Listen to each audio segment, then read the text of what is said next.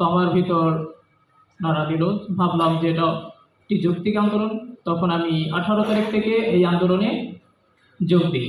আমি একজন ছাত্র, আন্দোলনের শুরু থেকে আমি এই ছাত্র আন্দোলনের সাথে সম্পৃক্ত ছিলাম। প্রথম থেকে যদিও আমার মা আমাকে আন্দোলনে যাইতে দিত না, কারণ আমি আমার মায়ের একমাত্রই সন্তান। মা অঙ্গী হয়ে গেছে, আমার কিন্তু মাথায় ঘুম লেগেছে যে আমার ঢাকা বিশ্ববিদ্যালয়ের সকল ভাই এবং বোনেরা কোটা সংস্কার আন্দোলন করতে করতে ক্লান্ত।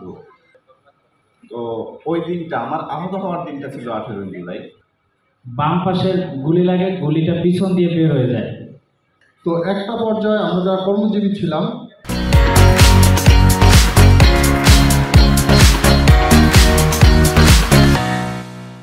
বিগত দিনগুলোতে আপনারা জানেন, দেখেছেন যে প্রশাসন নিরপেক্ষ ভূমিকা পালন করতে পারেনি। আমাদের কার্যক্রমে অনেক বাধা এসেছে, বিঘ্ন এসেছে। সরকারি কর্মকর্তা হিসাবে আমাদের যে দায়িত্ব ছিল, কর্তব্য ছিল, সে দায়িত্ব এবং কর্তব্য পালনে প্রতিটি মুহূর্তেই আমাদের বাধার সম্মুখীন হয়েছে, এবং সে কারণে আমরা আপনাদেরকে, জনগণকে সঠিক সেবাটা দিতে পারিনি।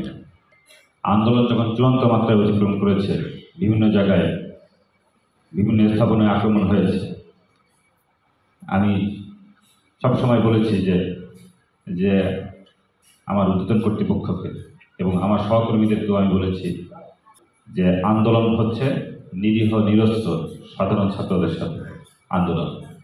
এই আন্দোলনে কখনো শক্তি প্রয়োগ করা যাবে না, এবং পটুয়াখালী জেলা পুলিশের পক্ষ থেকে আমরা কিন্তু সে কাজ করি। এই জাতি যারা আত্মত্যাগ করেছে, এই ছাত্র সমাজ যারা নিজেদের রক্ত দিয়েছে, পঙ্গুত্ব বরণ করেছে সারা জীবনের জন্য, তারা যতদিন জীবিত থাকবে, ঐক্যবদ্ধ থাকবে, এই ভুল আর মনে হয় কেউ করবে না।